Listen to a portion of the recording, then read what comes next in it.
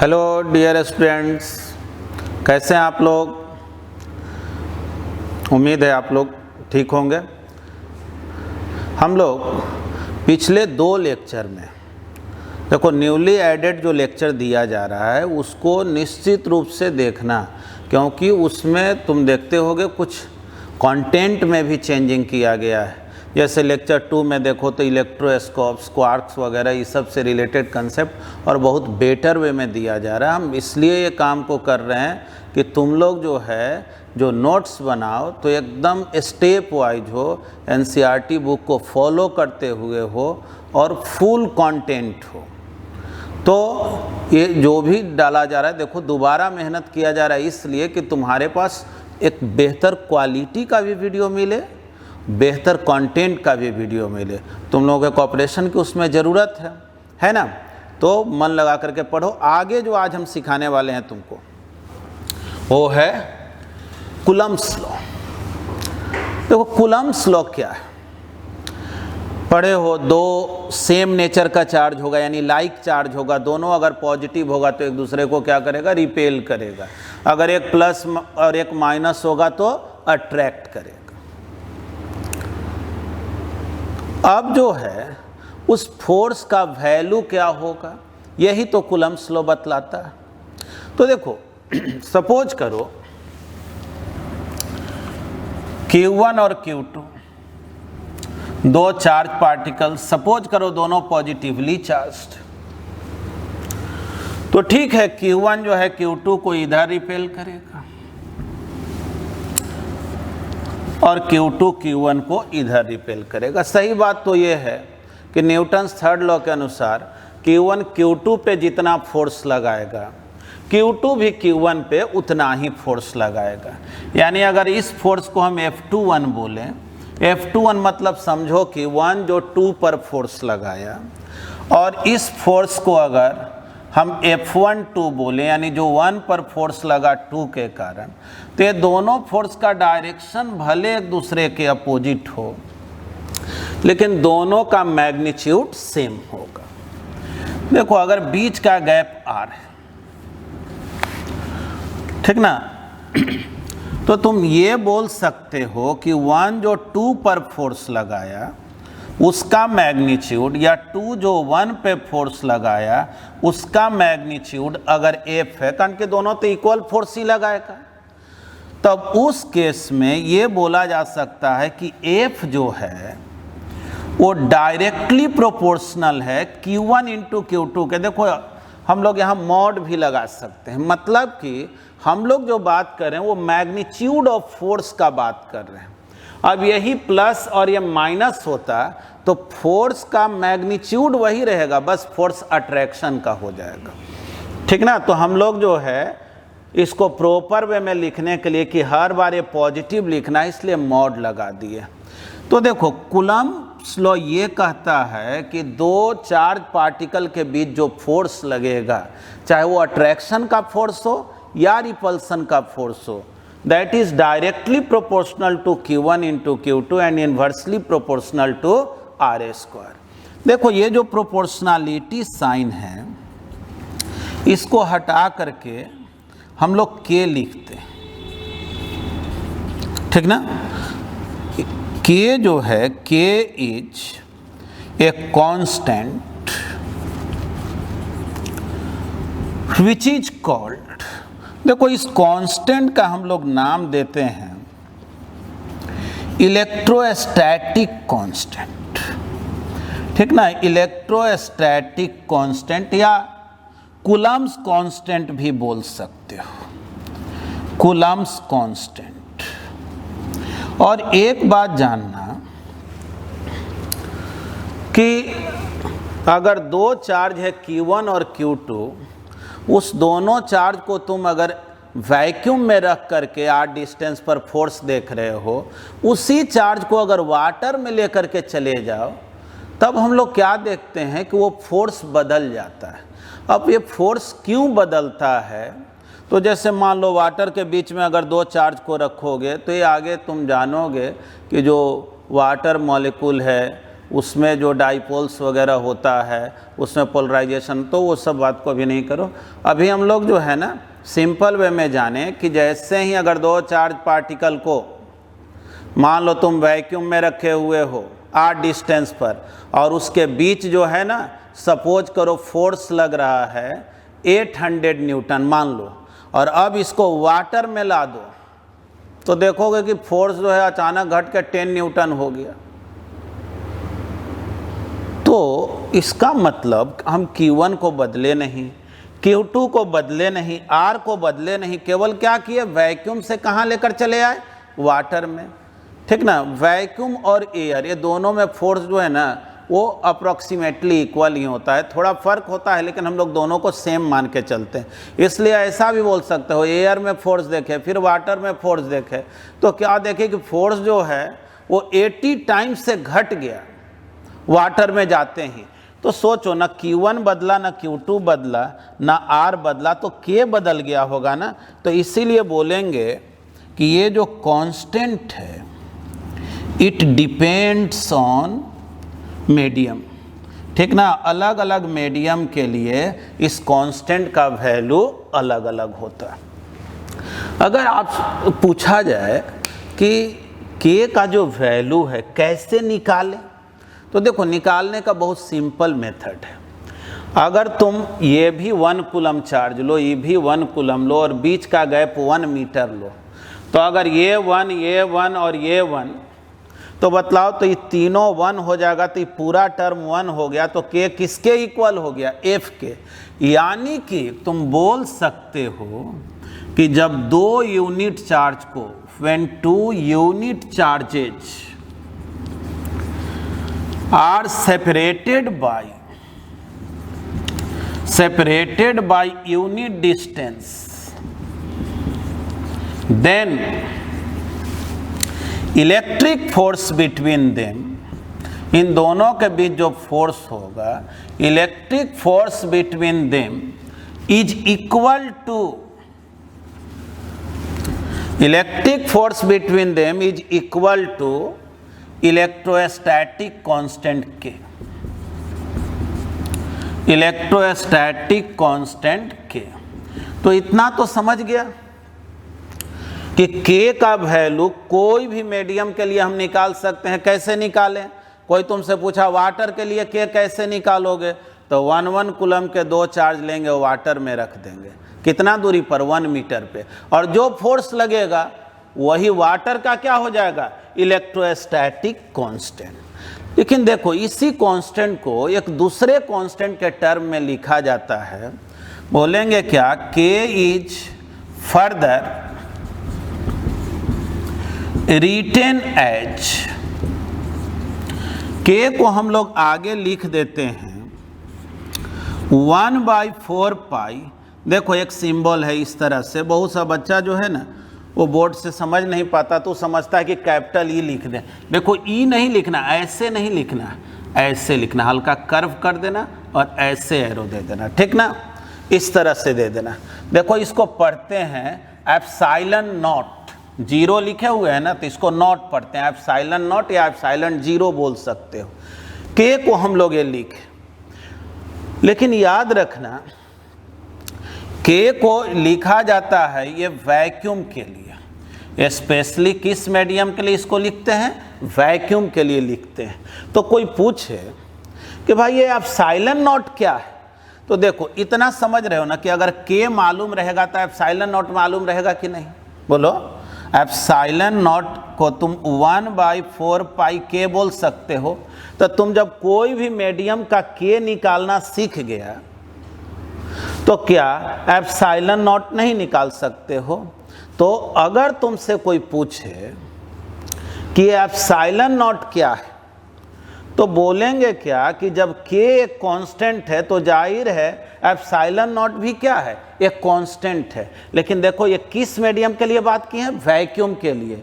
यानी जब वैक्यूम रहेगा तब K को हम लोग क्या लिख देते हैं, 1/4 पाई एप्सिलॉन नॉट, और बोलेंगे epsilon not is a constant which also depends on medium, है ना। ये भी किस पर डिपेंड करेगा, डिपेंड्स ऑन मीडियम, और इसका नाम क्या देंगे? इट इज कॉल्ड, देखो स्पेशल नाम है परमिटिविटी ऑफ मीडियम, ठीक ना। इस के का नाम क्या है, सॉरी एप्सिलॉन नॉट का नाम क्या है? तो परमिटिविटी ऑफ, यहाँ पे मीडियम के जगह कौन मीडियम है? वैक्यूम ना, तो मतलब कि मीडियम ना बोल के क्या बोलना चाहिए? वैक्यूम। ध्यान से देखो, हम लोग ये सीखे कि जो फोर्स का इक्वेशन के Q1 into Q2 by R square लिखे, अगर वैक्यूम मीडियम का बात हो तो हम लोग के जगह क्या पुट कर देंगे? 1/4 पाई एप्सिलॉन नॉट, और तब फोर्स का वैल्यू निकल जाएगा। फिर देखो इस के का वैल्यू आता कितना अगर वैक्यूम मीडियम के लिए बात करें तो देखो जब वैक्यूम में दो चार्ज 1 कूलम को लोगे 1 मीटर पे, तो हम लोग देखते हैं कि उसके बीच जो फोर्स है ना वो 9 इंटू 10⁹ न्यूटन के अप्रॉक्स होता है। यानी कि सोचो अगर 1 कूलम A1 और A1, तो के तो F के इक्वल होगा ना। तो पहले तो इसका स्क्रीनशॉट लिख लो, ले लो। तो देखो हम लोग एक्सपेरिमेंट से देखते हैं कि 1/4 पाई एप्सिलॉन नॉट, जिसको के हम लोग बोले, वैक्यूम के लिए के का जो वैल्यू है या 1/4 पाई एप्सिलॉन नॉट का जो वैल्यू है वो आता है 9 इंटू 10⁹ न्यूटन मीटर स्क्वायर पर कूलम स्क्वायर, ठीक ना। समझो ये किसका वैल्यू है? के का, स्पेशली किस मीडियम के लिए? वैक्यूम मीडियम के लिए। इसी के हेल्प से अगर इस एप्सिलॉन नॉट का वैल्यू निकालोगे तो इसका वैल्यू जो है अप्रॉक्सीमेटली 8.854 इंटू 10⁻⁻12। देख लो एप्सिलॉन नॉट का यूनिट लिखना होगा तो इसी को उल्टा कर देंगे, यानी कि coulomb square newton metre square, है ना। तो परमिटिविटी ऑफ वैक्यूम, अब तुमसे कोई पूछे उसका यूनिट क्या, ऐसे केवल वैक्यूम रहे या कोई भी यूनिट अगर परमिटिविटी का पूछा जाए तो क्या हो जाएगा? Coulomb square newton metre square. उसी के हेल्प से डायमेंशनल इक्वेशन भी आगे लिख देंगे, पहले इसको समझना। तो हम लोग अभी सीखे कि जब 2 पॉइंट चार्ज के बीच फोर्स निकालना हो और वो दोनों चार्ज अगर वैक्यूम में रखा रहे तो फॉर्मूला कौन यूज करेंगे? तो 1/4 pi epsilon naught Q1 into Q2 by R square. लेकिन अगर यही चार्ज कोई दूसरे मीडियम में हो, for a given medium other than vacuum, ठीक ना, वैक्यूम के अलावे अगर कोई दूसरा मीडियम रहे तब काम कैसे करेंगे? तो देखो उसके लिए भी नया कुछ नहीं करना है। दूसरा जब मीडियम का बात हो, देखो यहाँ FM लिख दे रहे हैं ना, तो M मतलब समझना कोई दूसरा मीडियम में वैक्यूम नहीं है। तो उसके लिए देखो रूल ये है ना कि यहाँ लिख दो 1/4 पाई एप्सिलॉन नॉट, मत लिखो एप्सिलॉन लिखो, जीरो नहीं लिखना है, ये Q1 into Q2 by R square, चाहो यहाँ मॉड भी लिख सकते हो, है ना। Q1 into Q2 by R square. अब तुमसे कोई पूछे कि एप्सिलॉन क्या है, तो बोलेंगे it is called permittivity of given medium. जिस मीडियम में तुम काम कर रहे हो अगर वो वैक्यूम नहीं है तो सिंबल चेंज करके एप्सिलॉन हो जाता है, और अगर वैक्यूम के बात हो तो क्या हो जाता है? Epsilon not. यानी फोर्स का हम लोग फार्मूला यही सीखे कि अगर वैक्यूम हो, वैसे जानना वैक्यूम और एयर में एक ही फार्मूला होता है, हालांकि उसमें थोड़ा फर्क होता है। आगे हम लोग एक टर्म पढ़ेंगे रिलेटिव परमिटिविटी तो सीखेंगे, लेकिन जनरली वैक्यूम या एयर रहे तो हम लोग बस यहाँ पे एप्सिलॉन के जगह एप्सिलॉन नॉट लिखते हैं, Q1 into Q2 by R square. अब देखना अब जो है कोई मीडियम में हमको फोर्स को निकालना है दो चार्ज के बीच या वैक्यूम में ही निकालना है, लेकिन तुमसे कहा गया कि इसको वेक्टर फॉर्म में कैसे लिखेंगे, कूलम्ब्स लॉ को जो है वेक्टर फॉर्म में कैसे लिखें, ठीक ना। तो एक काम करो, उसको एक हेडिंग के साथ बना रहे हैं। अब हम लोग देखते हैं Coulomb's law in vector form, Coulomb's law in vector form. जैसे देखो दो ठो पॉइंट चार्ज है, एक Q1 है दूसरा Q2। सपोज करो यहाँ पे कोई पॉइंट O है, ओरिजिन है, जैसे वेक्टर में पोजीशन वेक्टर हम लोग बोलते थे। मान लो Q1 का पोजीशन वेक्टर है R1, Q2 का पोजीशन वेक्टर है R2, और इस 2 का पोजीशन वेक्टर यानी Q2 का पोजीशन वेक्टर Q1 के रिस्पेक्ट में देखें तो इस लाइन को हम लोग बोलते हैं R21, ठीक है ना। इस लाइन का नाम क्या देते हैं, R21।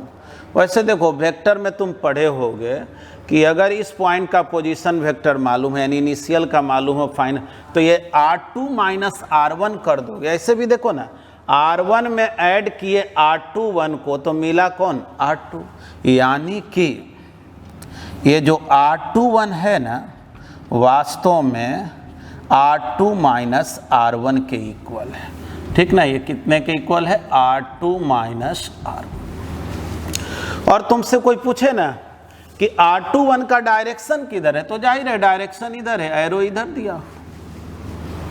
अब तुमसे अगर ये पूछा जाए कि Q1 Q2 पर कितना फोर्स लगाया, तो Q2 पे जो फोर्स लगेगा, सपोज करो इस फोर्स को F21 बोले, इस पे अगर फोर्स देखना हो तो क्या बोलते हैं, F12। थोड़ा देखना हम लोगों को वेक्टर फॉर्म में लिखना है, तो वेक्टर फॉर्म का मतलब होता है ना कि आप ऐसा इक्वेशन लिखें जो मैग्नीट्यूड को भी बता दे और डायरेक्शन को भी बता दे। जैसे देखो तुम याद करो वेक्टर चैप्टर जब पढ़ा होगा, है ना, कितना तो बहुत दिन से रिवाइज नहीं किया। देखो एक्स एक्सिस इधर है तो एक्स एक्सिस को हम लोग आई कैप बोलते थे, वाई एक्सिस को जे कैप बोलते हैं, है ना। तो वैसे ही अगर इस डायरेक्शन को बोलना हो तो इस वेक्टर को R21 बोले हैं, तो देखो एक सिंबल है, अगर ऐसे कैप बना दोगे ना तो इसका मतलब होता है यूनिट वेक्टर ऑफ R21। मतलब जैसे आई जे के लिखते थे ना, उसी तरह से R21 जो है वो इस डायरेक्शन को बता रहा है, ठीक ना। ऐसे यूनिट वेक्टर निकालने का मेथड होता है कि जो वेक्टर का बात कर रहे हो उसमें उसके मैग्नीट्यूड से डिवाइड कर दो तो यूनिट वेक्टर निकल जाता है। तुम बस सीधे सीधे ये बात समझो कि ऐसे कैब लग गया ना, मतलब हमको R21 के डायरेक्शन से मतलब है। तो R21 का डायरेक्शन किधर है, तो इधर है। तो अब इस पर जो फोर्स लगेगा उसका डायरेक्शन किधर होगा, तो वो डिपेंड करेगा कि चार्ज जो है वो किस नेचर का है। तो देखो कैसे इक्वेशन लिखते हैं, फोर्स एक्टिंग ऑन 2, ठीक ना, Q2 ड्यू टू 1। चलो 1 के कारण 2 पर जो फोर्स लगा, अगर इसको तुम वेक्टर फॉर्म में लिखना चाहते हो तो अभी फोर्स का फॉर्मूला पढ़े हो ना, K Q1 into Q2 by R square, और K को हम लोग एयर या वैक्यूम रहता, अक्सर हम लोगों का एयर या वैक्यूम का बात होता है, तब क्या लिखेंगे 1/4 पाई एप्सिलॉन नॉट, ठीक ना। क्या लिखेंगे 1/4 pi epsilon naught Q1 into Q2 by R square, R के जगह तो R21 है ना, तो R21 का जो मैग्नीट्यूड हो उसका स्क्वायर, है ना, इसके मैग्नीट्यूड का स्क्वायर, ठीक ना। मॉड अगर नहीं देना चाहते हो तो एरो को भी हटा दो, बिल्कुल सही रहेगा। अब चलो, तो ये इसको हम लोग वेक्टर के फॉर्म में लिखे हैं, इसका भी डायरेक्शन बताना होगा ना, तो देखो ज़्यादा कुछ मत करो, बस ऐसे लिख दो R21 कैप। कहोगे इससे क्या पता चला, तो देखो इससे एकदम बिल्कुल आसानी से सब कुछ पता चलने वाला है। ये तुमको मालूम है ना कि ये पॉजिटिव है, इसका वैल्यू 9 × 10⁹ होता है, ये पॉजिटिव है। इसका जो वैल्यू है ना वो पॉजिटिव ही होगा, स्क्वायर है, मैग्नीट्यूड का स्क्वायर है, पॉजिटिव ही होगा। अब बच गया कौन, Q1 और Q2। याद रखना जब वेक्टर फॉर्म में लिखोगे ना तो यहाँ मॉड नहीं देना होगा। तो सोचो थोड़ा सा, अगर Q1 और Q2 दोनों पॉजिटिव हो तब क्या होगा, तो रिपल्सन होगा, यानी फोर्स F21 का डायरेक्शन उधर ही होगा जिधर R21 का डायरेक्शन होगा। लेकिन अगर एक प्लस और एक माइनस हो तब फोर्स इधर लगेगा, यानी R21 जिधर है उसके अपोजिट होगा। यानी तुम देखो ऐसे बोल सकते हो, बोलेंगे when Q1 × Q2 is positive. बतलाओ तो Q1 × Q2 पॉजिटिव कब होगा, तो जब दोनों चार्ज सेम नेचर का होगा, दोनों प्लस हो चाहे दोनों माइनस हो। तो बोलेंगे क्या, देन F21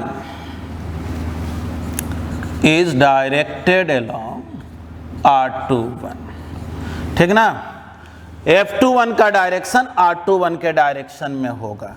और जब Q1 × Q2 निगेटिव हो, बोलो ये माइनस कब होगा, जब एक प्लस और एक माइनस, तब नहीं निगेटिव होगा। तब बोलेंगे कि F21 is opposite to R21। तो देखो ये हो गया कूलम्ब्स लॉ को वेक्टर फॉर्म में कैसे लिखेंगे। ठीक ना, इसका भी एक स्क्रीनशॉट ले लो, फिर लिमिटेशंस वगैरह बता रहे। देखो अब आगे हम लोग देख रहे हैं लिमिटेशंस ऑफ कूलम्ब्स लॉ, यानी कूलम्ब्स लॉ कब वैलिड है कब वैलिड नहीं है। पहले तो ये जानना कि ये जो है कूलम्ब्स लॉ वैलिड होता है पॉइंट चार्ज के लिए, है ना, गिवन साइज के बॉडी के लिए वैलिड नहीं होता है। यानी अगर तुमसे कोई कहे कि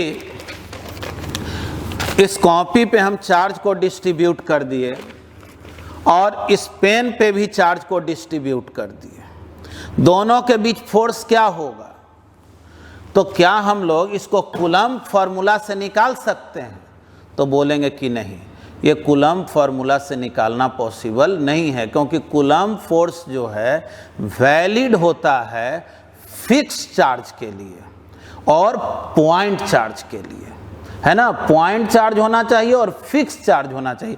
एक बात जानना, चार्ज में जैसे ही मोशन आता है ना तो उसमें मैग्नेटिक फोर्स भी काउंट होने लगता है, तो वहाँ पे कूलम्ब फोर्स पूरी तरह से वैलिड नहीं होता है।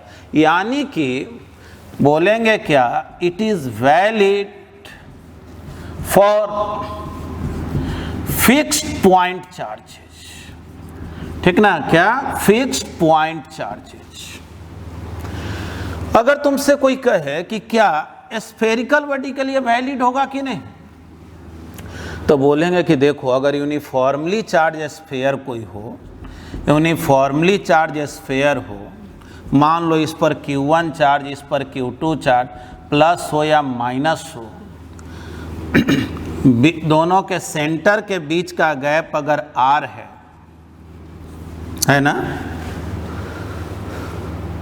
और सपोज करो रेडियस इसका A है, तो याद रखो ये कूलम्ब फोर्स हमेशा वैलिड नहीं है। ये तब वैलिड होता है when R is much greater than, ठीक ना, very very greater than the radius of A sphere, है ना। यानी कि बीच का अगर सेपरेशन बहुत ज़्यादा हो इसके रेडियस के तुलना में, तब ये पॉइंट चार्ज जैसा बिहेव करने लगता है। जैसे अभी ग्रेविटेशन में ही तुम अर्थ और सन के बीच ग्रेविटेशनल फोर्स निकालते हो, तो उसमें अर्थ को हम लोग एज ए पार्टिकल ट्रीट करने लगते हैं कि नहीं, कि इतना बड़ा गैप है कि उसके कंपैरिजन में जो है ना अर्थ एक पार्टिकल के तरह। तो वैसे ही जानो, जब बीच का सेपरेशन बहुत बड़ा हो इसके रेडियस से, तब कूलम्ब फोर्स वैलिड है। ठीक ना, यहाँ बोल सकते हैं then coulomb force is valid. अब चलो देखो, न्यूक्लियस का जो एवरेज साइज है हम लोग 10⁻⁻15 मीटर के अप्रॉक्स बोलते हैं। तो देखो न्यूक्लियस के इनसाइड का उसका एक अलग ही साइंस है। तुम जैसे जानते हो कि प्रोटॉन प्रोटॉन एक दूसरे को रिपेल करता है, और ये भी बहुत विचित्र बात है कि न्यूक्लियस के अंदर में प्रोटॉन और न्यूट्रॉन होता है, तब तो भाई प्रोटॉन प्रोटॉन को रिपेल करता और न्यूक्लियस तो तुरंत खत्म हो जाता, न्यूक्लियस तो फॉर्म हो ही नहीं पाता। जबकि सही बात यह है कि न्यूक्लियस के इनसाइड में प्रोटॉन प्रोटॉन का भी एक स्ट्रॉन्ग अट्रैक्शन फोर्स है, उसको न्यूक्लियर फोर्स बोलते हैं। प्रोटॉन न्यूट्रॉन का भी, न्यूट्रॉन न्यूट्रॉन का भी वो एक डिफरेंट टाइप का फोर्स है जो कूलम्ब फोर्स से और ग्रेविटेशनल फोर्स से बिल्कुल अलग है। उसको हम लोग न्यूक्लियर फोर्स बोलते हैं। यानी न्यूक्लियस के अंदर जो प्रोटॉन बाउंडेड रहता है, फिक्स रहता है, वो न्यूक्लियर फोर्स के हेल्प से बाउंडेड रहता है। तो इसीलिए हम लोग बोलते हैं कि जब भी कूलम्ब फोर्स का बात करो तो न्यूक्लियस का जो एवरेज साइज है 10⁻⁻15 मीटर, उससे कम सेपरेशन का बात मत करो, क्योंकि उससे कम सेपरेशन होने पर वो न्यूक्लियर फोर्स एक्टिव हो जाता है। यानी एक तरह से बोल सकते हो कि it is not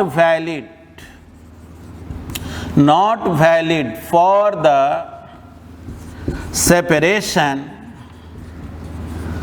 less than 10⁻⁻15 metre average size of nucleus, है ना। इससे जो है कम सेपरेशन जब रहेगा तो ये फोर्स जो है वो वैलिड नहीं होता है, वहाँ पे न्यूक्लियर फोर्स वैलिड होता है। इसके बारे में तुम एटम न्यूक्लियाई जब पढ़ोगे वहाँ पे सीखोगे।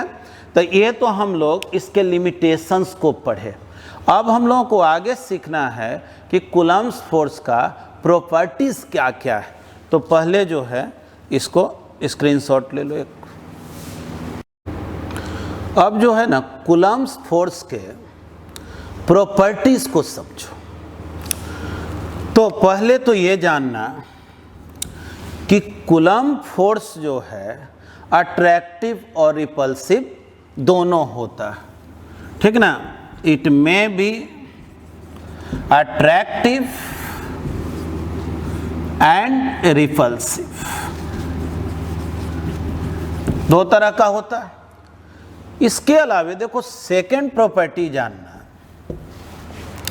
कि अगर मान लो दो ठो बॉल है, दोनों चार्ज्ड बॉल है। सपोज करो इस पर Q2 चार्ज है, इस पर Q1 चार्ज है ना। जाहिर है दोनों एक दूसरे को रिपेल करेगा। थोड़ा सोचो तो दोनों एक दूसरे को किस तरह से रिपेल करेगा। ये इसको इधर पुश करेगा, इधर पुश करेगा। ऐसा नहीं ना होगा कि Q2 इधर भाग जाए, Q1 इधर भाग जाए या इधर भाग जाए, ऐसा तो नहीं होगा। जब भागेगा तो इसी लाइन के लॉन्ग भागेगा। यानी कि ये जो कूलम्ब फोर्स है, coulomb force is always directed along the line joining the centers of given two spherical bodies या पॉइंट चार्ज जो भी कहो। तो देखो जो फोर्स सेंटर को मिलाने वाले लाइन के लॉन्ग एक्ट करता है ना, उसको हम लोग सेंट्रल फोर्स कहते हैं। It is a central force, ठीक है। अब देखो थर्ड पॉइंट, देखो कूलम्ब फोर्स जो होता है ना ग्रेविटेशनल अट्रैक्शन के तुलना में बहुत ज़्यादा होता है ना। दो इलेक्ट्रॉन के बीच r डिस्टेंस पर तुम ग्रेविटेशनल अट्रैक्शन निकालो, Gm1 × m2/r² से, और तुम जो है इलेक्ट्रोस्टैटिक अट्रैक्शन या रिपल्सन निकालो। जब दो इलेक्ट्रॉन होगा तो जाहिर है रिपल्सन होगा। तो देखोगे क्या कि ये जो इलेक्ट्रिक फोर्स है या कूलम्ब फोर्स जो है, ठीक ना, इसको इलेक्ट्रिक फोर्स भी बोलते हैं। Coulomb force is much stronger then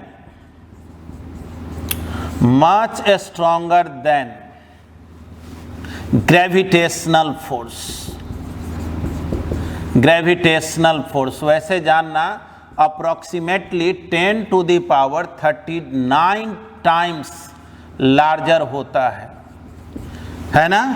मतलब कि अप्रॉक्स जो है, अगर ग्रेविटेशनल फोर्स सपोज करो कि 5 न्यूटन का है, तो इलेक्ट्रिक फोर्स जो है 5 into 10 to the power 39 newton का हो जाएगा। मतलब बहुत ज़्यादा फर्क है। यही कारण है कि अक्सर हम लोग जब इलेक्ट्रिक फोर्स ग्रेविटेशनल फोर्स दोनों का बात करते हैं ना, तो अक्सर ग्रेविटेशनल फोर्स को निगलेक्ट कर देते हैं, क्योंकि उसका वैल्यू बहुत ही कम होता है। अब देखो एक और प्रॉपर्टी जानो। देखो कूलम्ब फोर्स जो है ना, वो कंजर्वेटिव फोर्स है। कैसे? तुम ग्रेविटेशन में पढ़ते थे कि ग्रेविटेशनल फोर्स जो होता है, mg वगैरह जो होता है, कंजर्वेटिव फोर्स होता है। तो आखिर कंजर्वेटिव फोर्स कहते किसको? तो देखो कंजर्वेटिव फोर्स याद करो, जैसे ये पेन है, तुम इसको यहाँ से यहाँ ले गए, अगर तुम इस पाथ के हेल्प से यहाँ ले गए, चाहे इस पाथ के हेल्प से यहाँ ले गए, तो चाहे कोई पाथ के हेल्प से ले जाओ, अगर यहाँ से तुम यहाँ पहुँचे हो तो mg के द्वारा वर्क जो देखोगे वो हमेशा इक्वल होगा। यानी ऐसा फोर्स जिसमें वर्क पाथ पर डिपेंड न करे, वो कैसा फोर्स होता है? कंजर्वेटिव फोर्स होता है। इसके अलावा एक और बात हम लोग पढ़े थे कंजर्वेटिव फोर्स में, वर्क पावर एनर्जी, थोड़ा याद करो कि जहाँ से ऑब्जेक्ट को लेके चले और अगर वहीं पहुँच गए तब वर्क जीरो हो जाता है, यानी राउंड ट्रिप वर्क जीरो हो जाता है। यानी याद रखना, इलेक्ट्रोस्टैट में भी जैसे सब चार्ज अगर रेस्ट में हो और कोई एक चार्ज को तुम लो और वहाँ से लेके चलो फिर वहीं पहुँचा दोगे, तो वर्क क्या हो जाता है? जीरो। इसीलिए इसका नाम क्या देंगे? बोलेंगे क्या? It is a conservative force, ठीक ना, कंजर्वेटिव फोर्स। कंजर्वेटिव फोर्स इसलिए है कि अगर मान लो 2 पॉइंट है 1 और 2, ऑलरेडी जो है यहाँ पे इलेक्ट्रिक फील्ड मौजूद है, समझो चार्ज का फील्ड मौजूद है। अब कोई एक तीसरा चार्ज को तुम यहाँ से यहाँ ऐसे ले जा रहे हो, या ऐसे ले करके जाओ, ऐसे ले करके जाओ, कोई भी रास्ते से ले करके जाओ, अगर 1 से 2 तक ले करके जाओगे, है ना, चाहे मान लो इसको ये बोल दे रहे हैं, ए से बी तक ले करके जाओगे, तो तीनों पाथ में जो वर्क होगा वो सेम होगा। तो पहले तो इसका एक स्क्रीनशॉट ले लो। अब देखो ये जो फोर्स है इसको हम लोग इलेक्ट्रोमैग्नेटिक फोर्स भी बोलते हैं। देखो याद करो, जब तुम फोर्सेज वगैरह पढ़े होगे न्यूटन्स लॉ वगैरह में, तो जो फोर्सेज है बेसिकली 3 टाइप का होता है। बाद में उसी को हम लोग 4 टाइप में डिवाइड कर दें। देखो जितने भी फोर्स मौजूद हैं ना, वो 3 टाइप के हैं। एक ग्रेविटेशनल, एक इलेक्ट्रोमैग्नेटिक और एक होता है न्यूक्लियर। न्यूक्लियर में ही वीक और स्ट्रॉन्ग कर देते हैं, तो वो हो जाता है 2 पार्ट। तो हम लोग बोलते हैं कि 4 जो है फंडामेंटल फोर्सेज होता है। कौन कौन? तो ग्रेविटेशनल, इलेक्ट्रोमैग्नेटिक, न्यूक्लियर फोर्स में वीक और स्ट्रॉन्ग। तो बतलाओ तो ये कैसा फोर्स होगा? ग्रेविटेशनल फोर्स तो कूलम्ब फोर्स होता नहीं है, तो ये कौन फोर्स हो गया? Electromagnetic force. और ये न्यूक्लियर फोर्स भी नहीं है। यानी कि तुम नेक्स्ट प्रॉपर्टी में लिखो कि it is an electromagnetic force, है ना, इलेक्ट्रोमैग्नेटिक फोर्स है। वैसे ये इलेक्ट्रिक फोर्स है, लेकिन इलेक्ट्रोमैग्नेटिक फोर्स में इलेक्ट्रिक फोर्स और मैग्नेटिक फोर्स दोनों को कंबाइंड किया जाता है। अब देखो एक बात और जानना कि यही जो कूलम्ब फोर्स है ना, उसके कारण एटम का फॉर्मेशन हो पाता है। कैसे? सोचो, न्यूक्लियस के अंदर में प्रोटॉन और न्यूट्रॉन रहता है, और इलेक्ट्रॉन उसके चारों ओर चक्कर लगा रहा होता, तो कूलम्ब ही फोर्स ना इलेक्ट्रॉन को अट्रैक्ट करके रोके रहता है। यानी तुम बोल सकते हो कि कूलम्ब फोर्स जो है वो एटम के फॉर्मेशन में यूज में आता है। यानी लिख सकते हैं कि this force binds the electron to the nucleus to form an atom। यानी अगर कूलम्ब फोर्स नहीं हो तो कोई एटम वगैरह का फॉर्मेशन होना नहीं। और समझ रहे हो एटम है तो उसी से मॉलिक्यूल है, यानी वो स्ट्रक्चर का फॉर्मेशन ही संभव नहीं है। तो एक काम करो, ये जो प्रॉपर्टीज है हम लोग 6 प्रॉपर्टीज पढ़ लिए, इसको स्क्रीनशॉट ले लो। देखो आगे जो हम लोग देख रहे हैं उसका नाम देते हैं रिलेटिव परमिटिविटी, ठीक ना, या इसी को हम लोग डाइलेक्ट्रिक कांस्टेंट भी बोलते हैं। इस चैप्टर में हम लोग ज़्यादातर जो टर्म यूज करेंगे वो डाइलेक्ट्रिक कांस्टेंट ना बोल करके रिलेटिव परमिटिविटी टर्म यूज करते हैं। देखो रिलेटिव परमिटिविटी कोई मीडियम का कैसे निकाले, उसका बहुत ही आसान मेथड। सपोज करो तुमसे कोई कहा कि वाटर का रिलेटिव परमिटिविटी क्या होगा, तो सबसे पहले क्या करो, 2 ठो पॉइंट चार्ज लो और उसको तुम वैक्यूम में रख दो।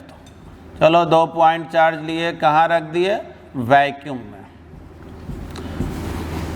अब जो है उसी दोनों पॉइंट चार्ज को उस मीडियम में रख दो जिसका तुम रिलेटिव परमिटिविटी निकालना चाह रहे हो। तो चलो उसी पॉइंट चार्ज को रख दिए गिवन मीडियम में, है ना। तो सोचो तो वैक्यूम में जब r डिस्टेंस पर 2 चार्ज को रखोगे तो उसके बीच हम लोग फोर्स का क्या फॉर्मूला लिखें, 1/4 pi epsilon naught Q1 into Q2 by R square.